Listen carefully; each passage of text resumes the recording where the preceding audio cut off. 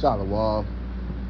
First and foremost, above all things, I want to give all praises and honor and glory that's definitely due to Yahweh Ba'Shem Yahushua Ba'Shem B'Rakah Qadash. I want to give a special double honors to our elders and apostles on down at Great Millstone for teaching us this truth, and peace and salutations to the elect. May the blessing of election be upon your household and your sincere brothers and you few sisters out there that listen and take heed to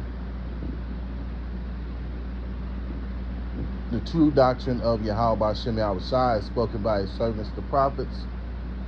And Lord willing, I hope and pray that this will be an edifying lesson.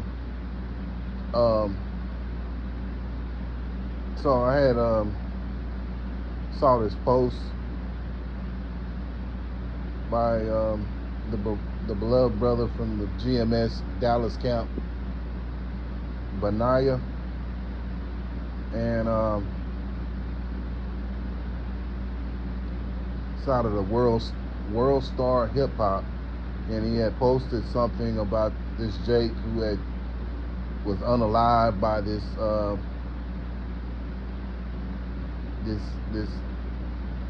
Jake that was unalived by this store owner, which was of the other nations.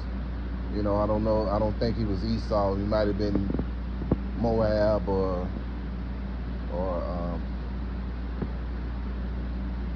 could have been Moab, been a Moabite or Ammon. Who knows? But anyway, let me read it right quick. Rick Chow walked free after a jury found him not guilty of unaliving 14-year-old Cyrus Carmack Belton in 2023. The case stemmed from Chow accusing the teen of stealing 4 water bottles from his gas station, then chasing him 130 yards before shooting him in the back.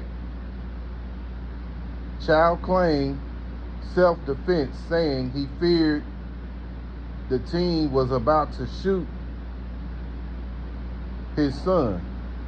Surveillance video showed the teen handling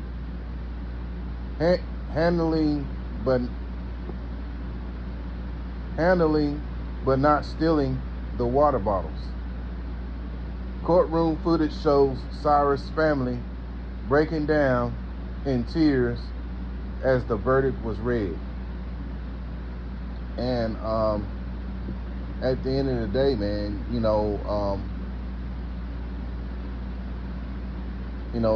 just to hear that, it vexes your spirit, because these are the injustices that go on, when you read something like this. Because basically, when you're running away, get shot in the back, you're avoiding what's going on. You're not coming after someone, so it clearly shows you that justice was not served. But on a higher spiritual level, you have to understand 2 things. We're under the curses because we fell short serving Yahweh Ba'Shem Yahushua. Sin is what caused us to be in the situation that we're in right now, which caused this young Jake to be unalive. We're under those, and so because of sin, we're under those curses, man. So let's go to it. Let's get some scriptures to get some understanding that we're in captivity, man.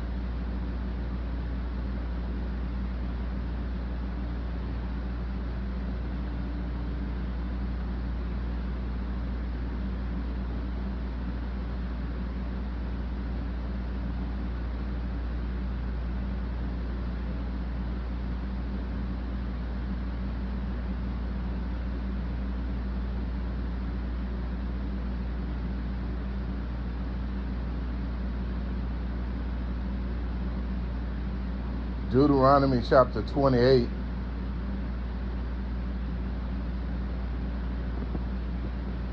And you know what? I'll start here in verse 14. And thou shalt not go aside from any of the words which I command thee this day. Yeah, so you have to understand that Yahweh Ba'Shem Yahushua gave us laws, gave us statutes. You know, we are holy people unto Yahweh Ba'Shem Yahushua. You so-called Native American Indians, you so-called Negroes, you so-called Latinos, you're all the children of Yahweh Ba'Shem Yahushua. Yahweh is the name of the Heavenly Father, which means He is or He exists. And then you have the Son's name, which is Yahushua, which means He that delivers. So, with that being said, you know, these laws and statutes make us stand out amongst all the other nations of how to be amongst the earth. You know, an example, we were given laws and statutes. When it comes to Esau and these other nations, they weren't given these laws. You know, these laws didn't apply to them. And we have verification of that reading in Psalms chapter 147, verse 19 through 20.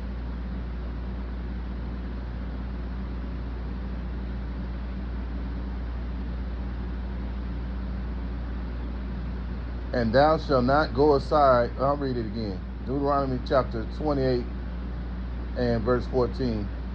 And then thou shalt not go aside from any of the words which I command thee this day, to the right hand or to the left, to go after other gods to serve them. Yeah, and that's exactly what happened with the nation of Israel. They pursued other gods. This is why you have what you have now. You got Jake in Christianity, you got Jake in Buddhism, you got Jake a Jehovah's Witness, you got Jake being a Muslim. You know, Jake is all over the place, man. And all of these things and all these gods that they're calling on are false gods, man.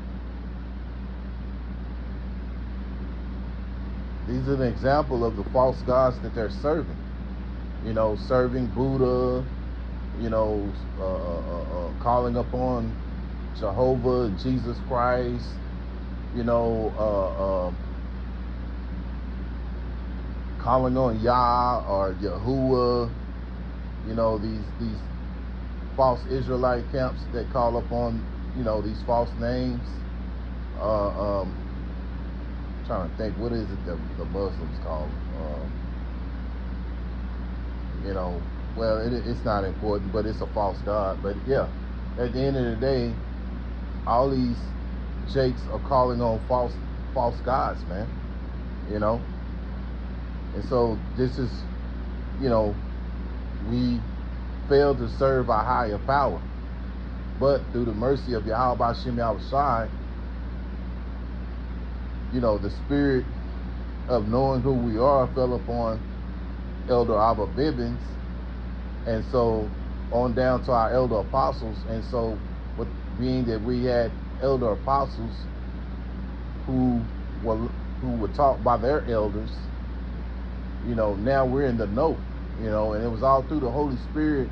Yahweh Ba'Shem Yahushua has called us into this. And so now, once you are getting the knowledge, you're supposed to go out there and let Jake know who he is. But at the end of the day, this message is really for the elect. It's for Israel, but it's really in particular the elect, because Yahweh Ba'Shem Yahushua is not waking up all of Israel.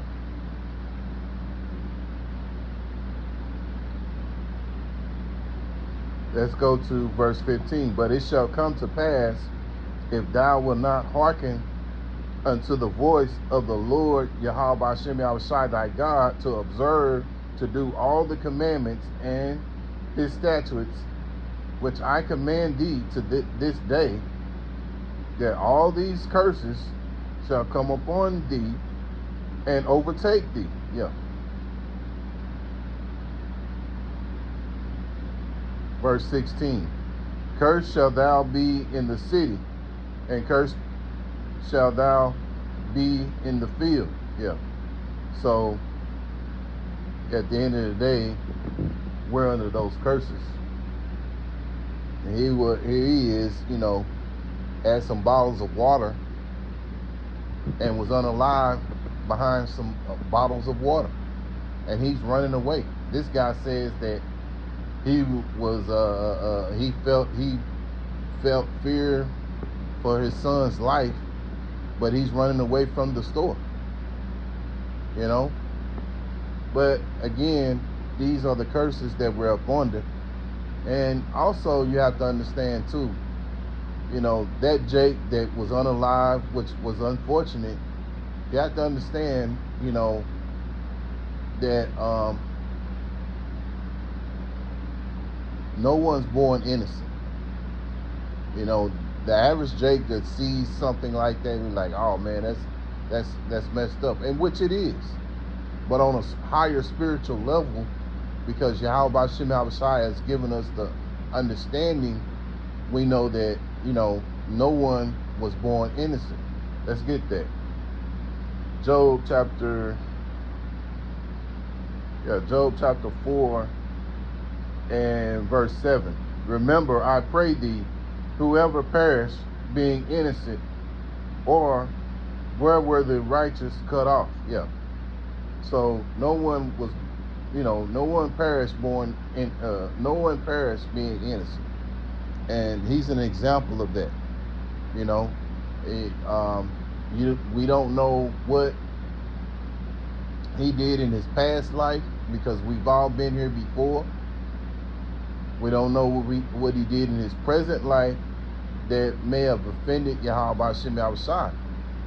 For all we know, he could have offended a brother in the truth. We don't know. We don't know these things, but we know that no one's born innocent, man. We're not born innocent. All the more, us brothers who have this truth, we're not born innocent. The scriptures tell us that our righteousness is but of filthy rags. So this is why we need that mercy, and we needed the sacrifice of Yahweh Shai in order to that blood to cover us, man. So moving along, let's go to Amos.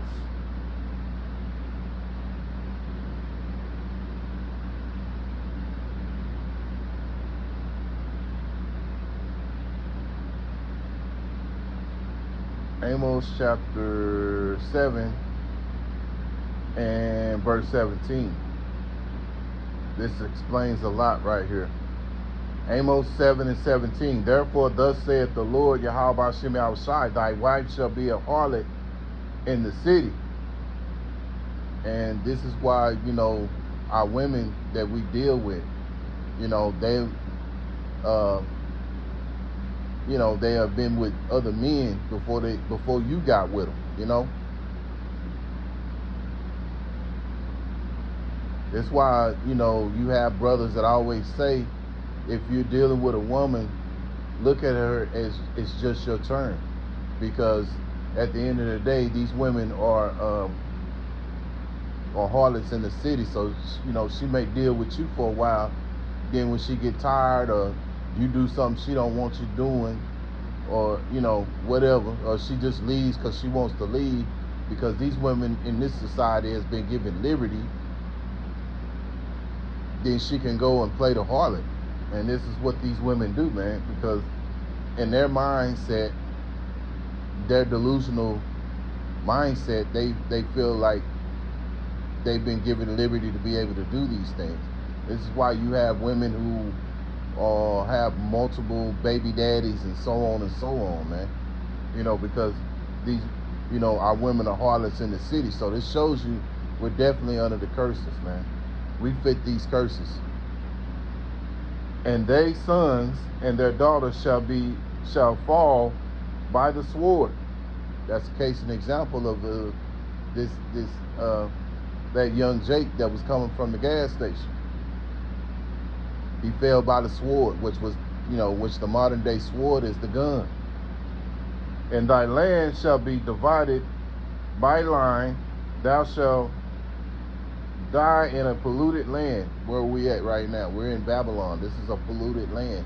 When you think about the skies, they spray the skies,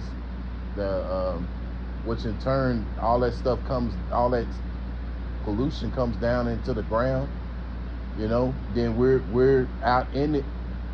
So we, it messes with us. Jake gets sick behind it. And thou shalt die in a polluted land, and Israel shall surely go into captivity forth of this land. And this is where we're at. We're in captivity, man. So we're in that land. Let's go to Baruch chapter 3 and verse 8. Behold, we are yet this day in our captivity, where thou hast scattered us for a reproach and a curse. Yeah, that young Jake to be shot in the back, that's a curse, man. We're under those curses. And to be subject to payments according to all iniquities of our fathers, which we are our fathers, because we know that reincarnation, we've all been here before, which departed from the Lord our God, Yahweh Bashem Yahushua. Yeah, so that goes back into what we were talking about earlier in Deuteronomy chapter 28, man. Not following the laws, and now these curses are upon us. But see, there's going to come a time when Esau, which Esau is the lead in our being brought down, which Yahweh Bashem Yahushua used him as that tool, as the scriptures say that he is the more subtile beast of all the field. And being that he was the most subtile beast in the field, which he's basically the lowest level of all the other nations, and put the lowest of the low over us to rule over us. And we see that earth is in bad, in need of righteous management, because this devil is over it. And look what goes on. He pollutes the food, he pollutes the water, pollutes the skies. He's a warmonger. The scriptures say that war is in his heart. And so these other nations, they have gone along with the same mindset. And so they're also going to have those curses put upon them as well, because they have went along with this with this devil and bringing our people down, man.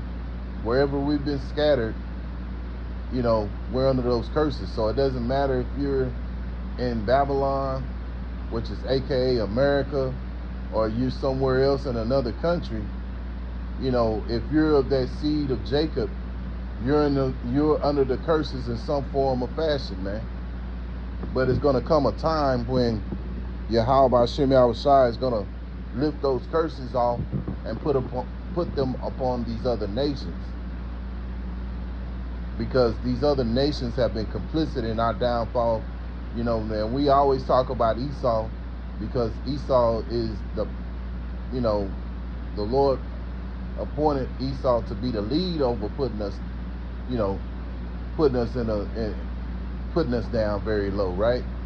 But these other nations, they have been accomplices as well as to aid Esau and bringing us down too.